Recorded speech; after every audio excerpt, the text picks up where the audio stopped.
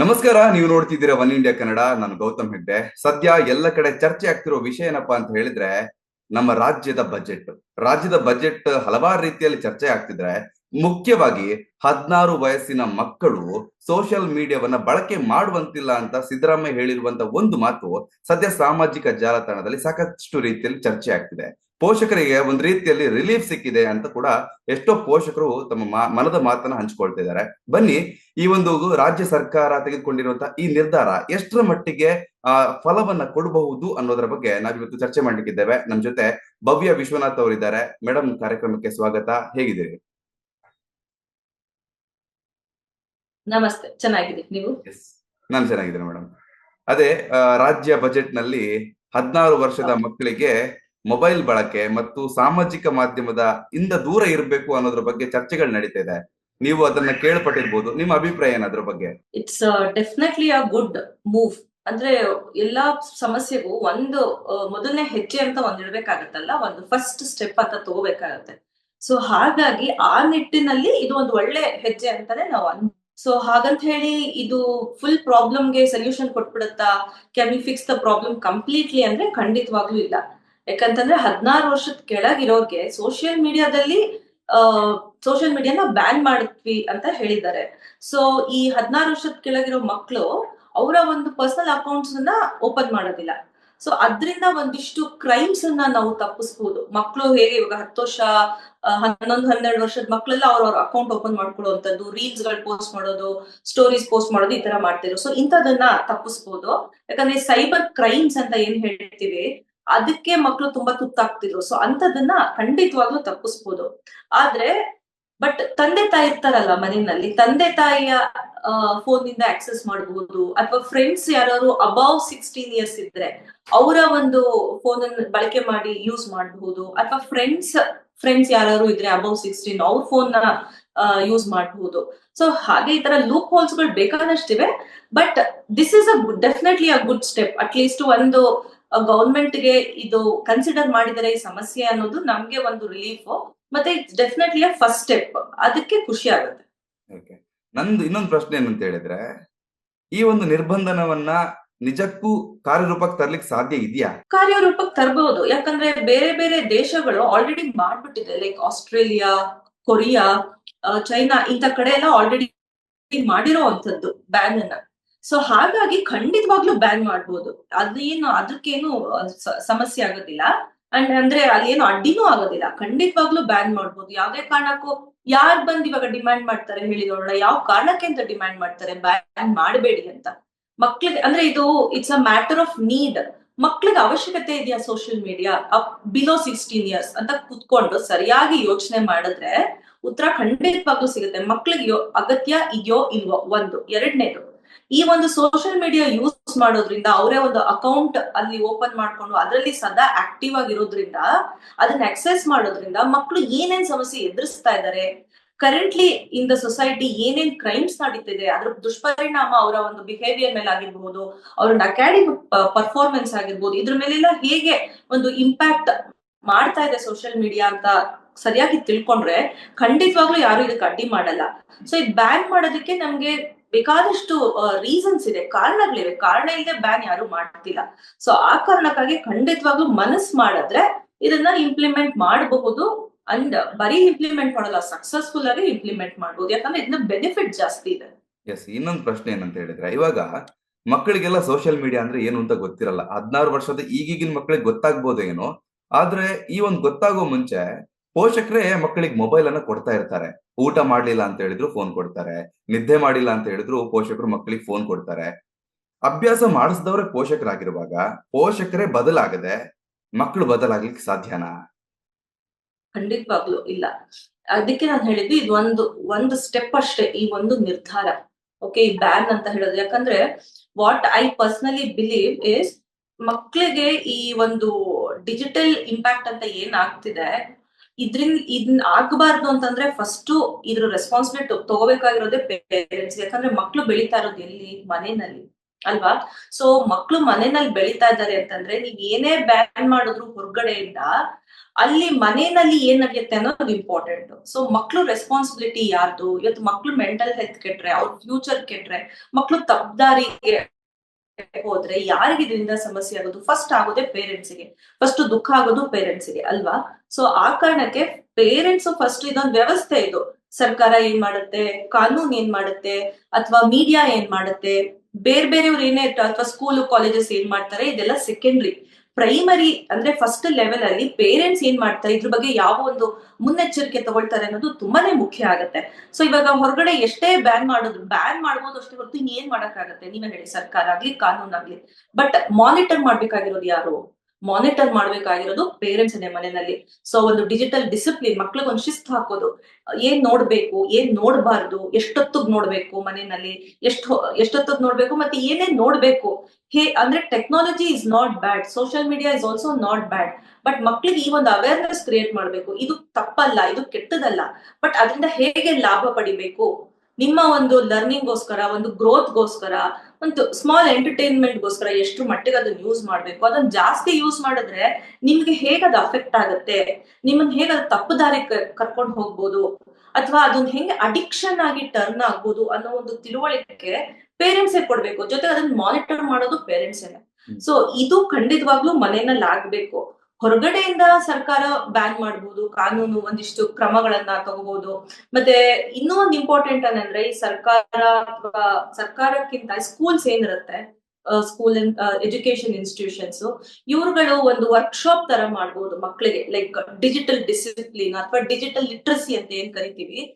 ಅದರಿಂದ ಹೇಗೆ ದುಷ್ಪರಿಣಾಮ ಆಗ್ಬೋದು, ಯಾವ ಮಟ್ಟಕ್ಕೆ ಅದನ್ನ ಯೂಸ್ ಮಾಡಬಹುದು, ಅದರಿಂದ ಆಗೋ ಒಂದು ಕ್ರೈಮ್ಸ್ ಗಳೇನು, ಒಂದು ನೆಗೆಟಿವ್ ಇಂಪ್ಯಾಕ್ಟ್ ಏನು, ಇದ್ರ ಬಗ್ಗೆ ಎಲ್ಲ ಮಕ್ಕಳಿಗೆ ಒಂದು ಅವೇರ್ನೆಸ್ ಕ್ರಿಯೇಟ್ ಮಾಡ್ಕೊಡೋದು.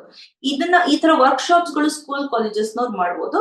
ಬಟ್ ಅಲ್ಟಿಮೇಟ್ಲಿ ಇದನ್ನ ಕಂಟ್ರೋಲ್ ಮಾಡಿ, ಇಂಪ್ಲಿಮೆಂಟ್ ಮಾಡಿ, ಮಕ್ಕಳನ್ನ ಸುರಕ್ಷಿತವಾಗಿ ಇಡಬೇಕು ಅಂತಂದ್ರೆ ಅದಕ್ಕೆ ಪೋಷಕರೇ ಎಚ್ಚೆತ್ಕೊಳ್ಬೇಕು, ಅವರೇ ಒಂದು ಮುನ್ನೆಚ್ಚರಿಕೆ ಕ್ರಮವನ್ನ ತಗೋಬೇಕು. ಅದೇ ನಾನು ಹೇಳ್ತಿದ್ದೆ ಅಡಿಕ್ಷನ್ ಬಗ್ಗೆ. ಅಡಿಕ್ಷನ್ ಅಂತ ಹೇಳಿದ್ರೆ ಅದು ನಿಮಗೆ ಸೈಕಾಲಜಿಸ್ಟ್ ಆಗಿ ನಿಮ್ಗೆ ಕರೆಕ್ಟ್ ಆಗಿ ಗೊತ್ತಿರುತ್ತೆ ಅದು ಎಷ್ಟು ದೊಡ್ಡ ಗೀಳು ಅನ್ನೋದ್ ಮಟ್ಟಿಗೆ ಈ ಮೊಬೈಲ್ ಅನ್ನುವಂಥದ್ದು. ಇವಾಗ ಸಡನ್ ಆಗಿ 16 ವರ್ಷದ್ದೇ ಆಗ್ಲಿ, ಎಷ್ಟೇ ವರ್ಷದಾಗ್ಲಿ, ನಿಮಗೆ ಗೊತ್ತಿರಬಹುದು ಗಜಿಯಾಬಾದ್ ಅಲ್ಲಿ ಏನ್ ನಡೀತು ಅಂತ. ಮೊಬೈಲ್ ಕಸ್ಕೊಂಡಿದ್ದಕ್ಕೆ ಮನೆಯಿಂದ ಎಷ್ಟೋ ಫ್ಲೋರ್ ಇಂದ ಹಾರ್ ಸತ್ತೋಗಿರುವಂತದ್ದು 3 ಮಕ್ಕಳು, ಅದೆಲ್ಲ ನಿಮಗೆ ಗೊತ್ತಿದೆ. ಸೊ ಈ ಒಂದು ಸಂದರ್ಭದಲ್ಲಿ ರಾಜ್ಯ ಸರ್ಕಾರ ಮಕ್ಕಳ ಕೈಯಿಂದ ಮೊಬೈಲ್ ಅಥವಾ ಸಾಮಾಜಿಕ ಜಾಲತಾಣವನ್ನ ಬ್ಯಾನ್ ಮಾಡಿದ್ರು, ಬಳಕೆ ಮಾಡುವಂತಿಲ್ಲ ಅಂತ ಏನಾದ್ರು ಹೇರಿಕೆ ಮಾಡಿದ್ರು ಅಂತ ಆದ್ರೆ ಮಕ್ಕಳಿಗೆ ಏನಾದ್ರು ಹೆಚ್ಚು ಕಡಿಮೆ ಆಗ್ಬೋದಾ? ಮುಂದಿನ ಪರಿಸ್ಥಿತಿ ಬಗ್ಗೆ ಯೋಚನೆ ಮಾಡೋದಾದ್ರೆ ಅದ್ರ ಅಭಿಪ್ರಾಯ ನಿಮ್ದೇನು ಅಂತ ಹೇಳಿ. ಓಕೆ, ಸಿ, ಯಾವುದೇ ಒಂದು ಕ್ರಮ ತಗೋಬೇಕು ನಾವು ಅಂತಂದ್ರು, ಅಥವಾ ಮಕ್ಳಿಗೆ ಒಂದು ಶಿಸ್ತು ಕೊಡ್ಬೇಕು ನಾವು, ಅವ್ರನ್ನೊಂದು ಸರಿಯಾದ ದಾರಿನಲ್ಲಿ ಕರ್ಕೊಂಡು ಹೋಗ್ಬೇಕು. ಅಕಸ್ಮಾತ್ ಅವ್ರಿಗೆ ಅಡಿಕ್ಷನ್ ಆಗಿದ್ರೆ ಅಡಿಕ್ಷನ್ ಇಂದ ಹೊರಗ್ ತಗೊಂಡ್ಬರ್ಬೇಕು ಅಂತಂದ್ರೆ ಅದನ್ನ ನಾವು ಕ್ರಮೇಣವಾಗಿ ಮಾಡ್ಬೇಕು. ಓಕೆ, ಸೊ ಇವಾಗ ಅಡಿಕ್ಷನ್ ಹೆಂಗಾಗಿರುತ್ತೆ, ಒಂದೇ ಸರಿ ದಿಢೀರ್ ಒನ್ ನೈಟ್ ಅಲ್ಲಿ ಆಗಿರಲ್ಲ ಅಲ್ವಾ. 1 day 2 days ಅಲ್ಲಿ ಅಡಿಕ್ಷನ್ ಖಂಡಿತವಾಗ್ಲೂ ಆಗಲ್ಲ. ಅದನ್ನ ದಿನ ಒಂದ್ ಚೂರ್ ಮಾಡ್ಕೊಂಡ್ ಬಂದಾಗ ಮಾತ್ರ ಅದು ಅಡಿಕ್ಷನ್ ಆಗುತ್ತೆ. ಫಾರ್ ಎಕ್ಸಾಂಪಲ್, ಇವಾಗ ಆಲ್ಕೋಹಾಲ್ ತಗೊಳ್ತಾರಲ್ವಾ, ಕುಡಿತ ಅನ್ನೋದು ಒಂದೇ ದಿವಸಕ್ಕೆ ಅಡಿಕ್ಷನ್ ಆಗುತ್ತೆ. ಸ್ವಲ್ಪ ಟ್ರೈ ಮಾಡ್ಕೊಂಡ್ ಬಂದು ಅದಕ್ಕೆ ಅಡಿಕ್ಷನ್ ಆಗುತ್ತೆ. ಹಾಗೇನೆ ಅದನ್ನ ಹೊರಗ್ ಕರ್ಕೊಂಡ್ಬರ್ಬೇಕು ಅಂತಂದ್ರೆ ನಾವು ಅಷ್ಟೇ ಟೈಮ್ ಕೊಡ್ಬೇಕಾಗಿಲ್ಲ. ಇವಾಗ ಒಂದು 5 ವರ್ಷದಿಂದ ಅಡಿಕ್ಷನ್ ಆಗಿದೆ ಅಂದ್ರೆ 5 ವರ್ಷ ಕೊಡ್ಬೇಕಾಗಿಲ್ಲ. ಆದ್ರೆ 5 ದಿವಸದಲ್ಲಂತೂ ಖಂಡಿತ ಹೊರಗೆ ತಗೊಂಬರಕ್ಕಾಗಲ್ಲ ಅಲ್ವಾ. ಸೊ ಒಂದ್ 5 ತಿಂಗಳಾಗ್ಬೋದು, ಒಂದ್ 6 ತಿಂಗಳಾಗ್ಬೋದು, ಕ್ರಮೇಣವಾಗಿ step by step with guidance, with patience ಕ್ರಮೇಣವಾಗಿ ಮಕ್ಕಳನ್ನ ಅದರಿಂದ ಹೊರಗೆ ತಗೊಂಡ್ಬರ್ಬೇಕು. ಒಂದು, ಇವಾಗ ನೀವೇ ಗಾಜಿಯಾಬಾದ್ ಎಕ್ಸಾಂಪಲ್ ಕೊಟ್ರೆ, ಅದ್ರಲ್ಲಿ ಏನಾಯ್ತು, ಮಕ್ಳು ಚೆನ್ನಾಗಿ ಓದ್ತಾ ಇರ್ಲಿಲ್ಲ, ಅವ್ರ ಸ್ಕೂಲ್ ಹೋಗ್ತಾ ಇರ್ಲಿಲ್ಲ ಅಂತೆಲ್ಲ ಮೆನ್ಷನ್ ಮಾಡಿದ್ರು. ಜೊತೆಗೆ ಫೋನ್ ಎತ್ತಿಟ್ಕೊಂಡ್ಬಿಟ್ಟಿದ್ರು ಪೇರೆಂಟ್ಸ್ ಅಂತಾನು ಒಂದ್ ಕಡೆ ಎಲ್ಲಾ ಕಡೆ ಮೆನ್ಷನ್ ಮಾಡಿದ್ರು. ಇದರಿಂದ ಏನಾಗುತ್ತೆ ಅಂದ್ರೆ, ಎಸ್ಪೆಷಲಿ ಈ ಬಿಲೋ 16 years ಅಬೌವ್ 10 years ಮಕ್ಳು ಏನಿರ್ತಾರೆ, ಇವರು ಮಕ್ಳಂದ್ರೆ ಮಕ್ಳಲ್ಲ, ಟೀನೇಜರ್ಸ್ ಅಂದ್ರೆ ಟೀನೇಜರ್ಸ್ ಅಲ್ಲ. ಓಕೆ, ಸೊ ಇವ್ರಿಗೆ ನಾವು ಪ್ರೀ ಟೀನ್ಸ್ ಅಂತಾನು ಹೇಳ್ತೀವಿ, especially between 11 to 13. Okay, so ಇವ್ರು ಏನಾಗುತ್ತೆ ಅಂತಂದ್ರೆ ಅವಾಗ ತಾನೇ ಒಂದು ಆ ಚೈಲ್ಡ್ಹುಡ್ ಇಂದ ಬಂದು ತಮ್ಮದೇ ಆದ ಒಂದು ಐಡೆಂಟಿಟಿನ ಇವರು ಬೆಳೆಸ್ಕೊಳ್ತಾ ಇರ್ತಾರೆ. ಸೊ ಒಂದು ಈಗೋ ಇರ್ಬೋದು, ಒಂದು ಐಡೆಂಟಿಟಿ ಇರ್ಬೋದು, ಅವ್ರದೇ ಆದ ಒಂದು ಅಸ್ತಿತ್ವನ ಬೆಳೆಸ್ಕೊಳ್ಳುವಂತ ಒಂದು ವಯಸ್ಸಿದು. ಸೊ ನಾನೇ ಚಾಯ್ಸ್ ಮಾಡ್ಕೊಳ್ತೀನಿ, ನಾನೇ ಡಿಸಿಷನ್ ತಗೊಳ್ತೀನಿ ಅನ್ನೋ ಒಂದು ಮೈಂಡ್ ಸೆಟ್ ಅಲ್ಲಿ ಅವ್ರು ಇರ್ತಾರೆ. ಅಂತ ಟೈಮಲ್ಲಿ ಅವ್ರಿಗೆ ಏನು ಇಷ್ಟ ಆಗಲ್ಲ ಅಂತಂದ್ರೆ, ಅವ್ರ ಮೇಲೆ ಕಂಟ್ರೋಲ್ ಮಾಡೋದು ಅವ್ರಿಗೆ ಇಷ್ಟ ಆಗಲ್ಲ. ಸೊ ನೀನ್ ಹಿಂಗೆ ಇರ್ಬೇಕು, ನೀ ಹಾಗೆ ಇರ್ಬೇಕು, ಇದನ್ ಮಾಡ್ಬೇಡ ಅದನ್ ಮಾಡ್ಬೇಡ ಅಂತಂದ್ರೆ ಅವ್ರಿಗೆ ಕೋಪ ಬರುತ್ತೆ. ಯಾಕಂದ್ರೆ ಅವ್ರಿಗೆ ಏನ್ ಅನ್ಸುತ್ತೆ ಅಂದ್ರೆ ನಾನು ಆಲ್ರೆಡಿ ದೊಡ್ಡವನಾಗ್ಬಿಟ್ಟಿದೀನಿ, ನಾನ್ ದೊಡ್ಡವನಾಗಿದ್ದೀನಿ, ನನಗೆಲ್ಲ ಗೊತ್ತು, ನೀವ್ಯಾರು ನನ್ ಕಂಟ್ರೋಲ್ ಮಾಡಕ್ಕೆ, ನೀವ್ಯಾರು ನನ್ಗೆ ಹೇಳೋದಿಕ್ಕೆ ಅನ್ನೋ ಒಂದು ಮೈಂಡ್ ಸೆಟ್ ಅಲ್ಲಿ ಇರ್ತಾರೆ. ಸೊ ಅದನ್ನ ನಾವು ಗಮನದಲ್ಲಿ ಇಟ್ಕೊಂಡಿರ್ಬೇಕು. ಹಾಗಂತ ಅವ್ರು ಬೇಕು ಅಂತ ಮಾಡೋದಲ್ಲ, ಅದು ವಯಸ್ಸು, ಬಯೋಲಾಜಿಕಲ್ ಚೇಂಜಸ್ ಆಗ್ತಾ ಇರುತ್ತೆ, ಹಾರ್ಮೋನ್ ವೇರಿಯೇಷನ್ಸ್ ಆಗ್ತಾ ಇರುತ್ತೆ, ಜೊತೆಗೆ ಎಕ್ಸ್ಪೋಜರ್ ತುಂಬಾನೇ ಆಗ್ತಾ ಇರೋದ್ರಿಂದ ಎಲ್ಲಾ ಇಂಪ್ಯಾಕ್ಟ್ ಅವ್ರ ಮೇಲೆ ಇರುತ್ತೆ. ಸೊ ಆ ಕಾರಣಕ್ಕೆ ಅವ್ರನ್ನ ಕಂಟ್ರೋಲ್ ಮಾಡ್ತಿದೀವಿ ಅನ್ನೋ ಒಂದು ಭಾವನೆ ಕೊಡ್ದೇನೆ ನಿಧಾನಕ್ಕೆ ಅವ್ರಿಗೆ ನಿಧಾನಕ್ಕೆ ನೋಡಿ ಈ ತರ ಜಾಸ್ತಿ ಹೊತ್ತು ನೋಡೋದ್ರಿಂದ ಏನ್ ಆಗ್ಬಹುದು, ನಿನಗ್ ತೊಂದ್ರೆ ಆಗತ್ತೆ, ನಿನಗ್ ತೊಂದ್ರೆ ಆದ್ರೆ ನಮಗ್ ಬೇಜಾರಾಗತ್ತೆ, ನಿನ್ ಫ್ಯೂಚರ್ ಎಫೆಕ್ಟ್ ಆಗತ್ತೆ, ಹೀಗೆ ಮಕ್ಳಿಗೆ ತಿಳುವಳಿಕೆ ಹೇಳಿ ಕ್ರಮೇಣ ಅದರಿಂದ ಹೊರಗೆ ತೋರ್ಬೇಕು. ಜೊತೆಗೆ ನಾ ಹೇಳ್ದಂಗೆ 1 ದಿವಸ 2 ದಿವಸದಲ್ಲಿ ಖಂಡಿತ ಆಗಲ್ಲ, ಕ್ರಮೇಣವಾಗಿ ಒಂದ್ ಸ್ವಲ್ಪ ಅವರು ಹೊರಗಡೆ ಬರ್ತಾರೆ. ಅಷ್ಟು ಸಂಯಮ ತಂದೆ ತಾಯಿಯಲ್ಲಿ ಇರ್ಬೇಕು.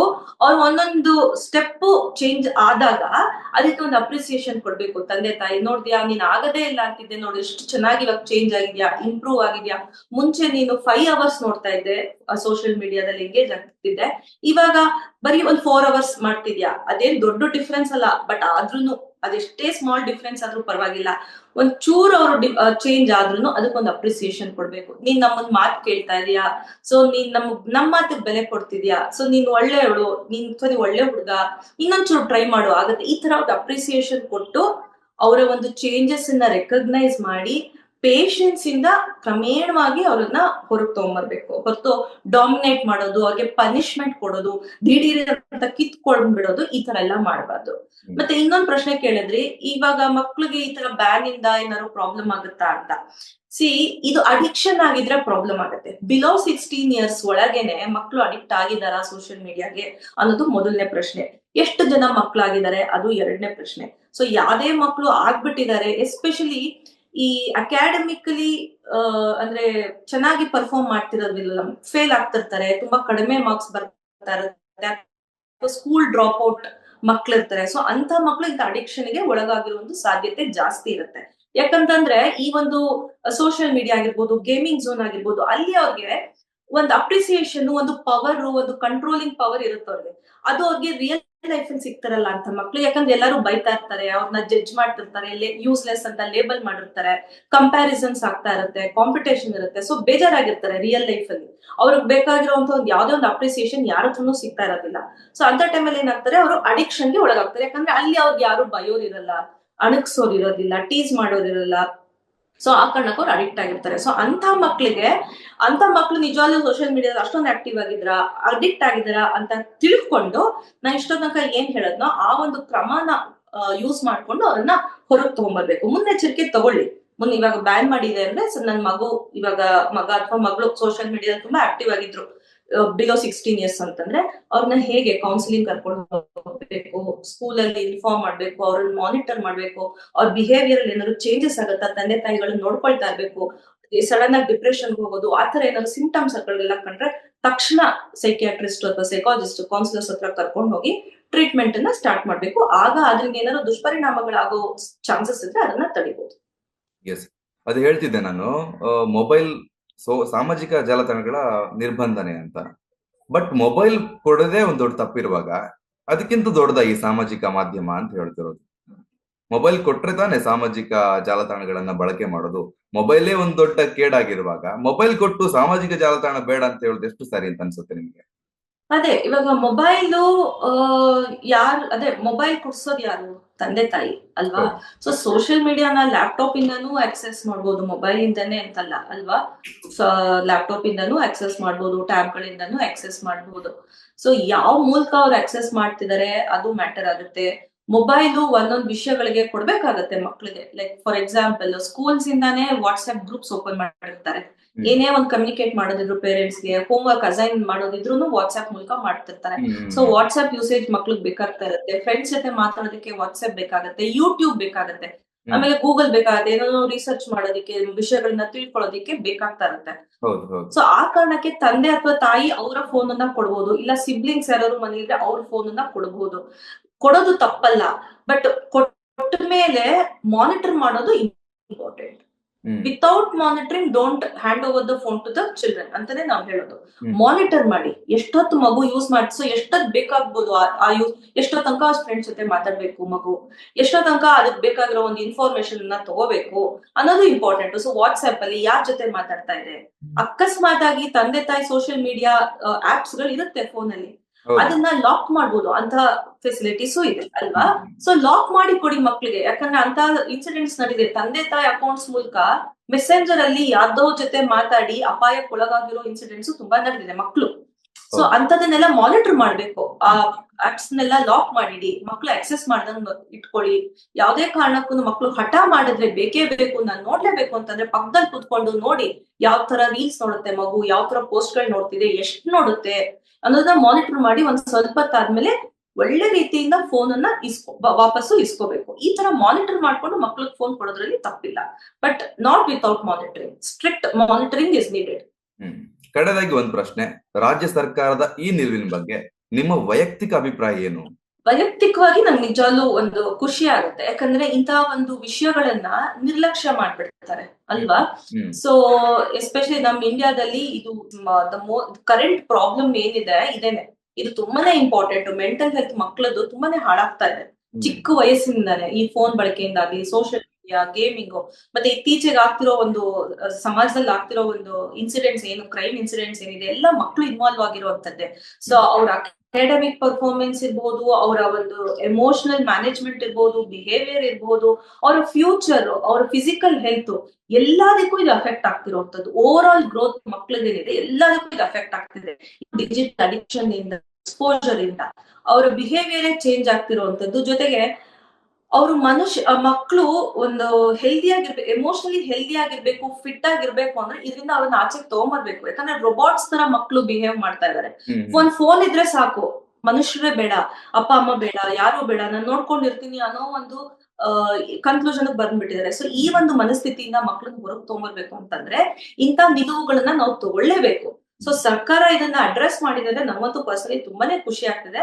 ಅಂಡ್ ವೈಯಕ್ತಿಕವಾಗಿ ಇದಕ್ಕಿಂತ ಕೌನ್ಸಿಲರ್ ಆಗಿ, ಒಂದು ಸೈಕಾಲಜಿಸ್ಟ್ ಆಗಿ ತುಂಬಾನೇ ಖುಷಿ ಆಗ್ತದೆ. ಈ ತರ ಮತ್ತೆ ಇನ್ನು ಸ್ಟೆಪ್ಸ್ ಗಳು ತಗೊಳ್ಬೇಕು, ಜೊತೆ ಇಂಪ್ಲಿಮೆಂಟ್ ಮಾಡ್ಬೇಕು. ಎಷ್ಟು ಬೇಗ ಇದು ಇಂಪ್ಲಿಮೆಂಟ್ ಮಾಡುತ್ತೋ ಅಷ್ಟು ಬೇಗ ನಾವು ಸುಧಾರಣೆಗಳನ್ನ ನೋಡಬಹುದು ಅಂತ ನಾನು ಹೇಳಕ್ ಇಷ್ಟಪಡ್ತೀನಿ. ನಿಮ್ ಪ್ರಕಾರ ಇದೊಂದು ಪೋಷಕರಿಗೆ ಒಂದು ರಿಲೀಫ್ ಅಂತ ಅನ್ಸ್ಬೋದಾ?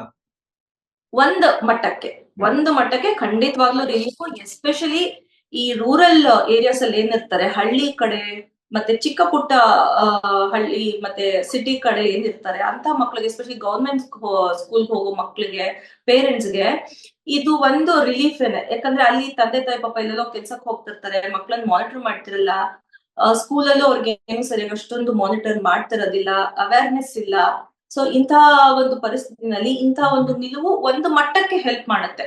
ಸೊ ಅದಕ್ಕೋಸ್ಕರ ನನಗೆ ಖುಷಿ ಇದೆ and I feel very happy about it. Yes, thank you so much madam, ನಿಮ್ಮ ಈ ಒಂದು ಸಮಯಕ್ಕಾಗಿ. ಈ ಒಂದು ಸಂದರ್ಭದಲ್ಲಿ ನಿಮ್ಮ ಒಂದು ಮಾಹಿತಿ ಕೂಡ ಇನ್ನಷ್ಟು ಪೋಷಕರಿಗೆ ಹೆಲ್ಪ್ ಆಗಿದೆ. ಯಾವ ರೀತಿ ಈಗ ನಿರ್ಬಂಧನೆ ಅನ್ನುವಂಥದ್ದು ಸಡನ್ ಆಗಿ ಮಕ್ಕಳಿಗೆ ಹೇರಿದ್ರೆ ಅದರಿಂದ ಆಗುವಂತ ಪರಿಣಾಮದ ಬಗ್ಗೆ ಪೋಷಕರಿಗೆ ಒಂದು ಟೆನ್ಷನ್ ಇರುತ್ತೆ. ಬಟ್ ಈ ರೀತಿಯಿಂದ ಮಾಡಿದ್ರೆ ಮಕ್ಕಳಿಗೆ ಯಾವುದೇ ಸಮಸ್ಯೆ ಇಲ್ಲ ಅಂತ ಅನ್ನೋದನ್ನ ಮನದಟ್ಟು ಮಾಡಿದೀರಾ. ನಿಮ್ಮ ಸಮಯಕ್ಕಾಗಿ ಧನ್ಯವಾದಗಳು ಭವ್ಯ ಮೇಡಮ್ ಅವರೇ. ಮುಂದೆ ಏನಾದ್ರೂ ಮತ್ತಷ್ಟು ಅಪ್ಡೇಟ್ ಇದ್ರೆ ನಿಮ್ಮ ಸಲಹೆಯನ್ನು ಪಡೀಲಿಕ್ಕೆ ನಾವು ತಯಾರಾಗಿರ್ತೇವೆ. Thank you so much madam. ಖಂಡಿತ, thank you. Subscribe to One India and never miss an update. Download the One India app now.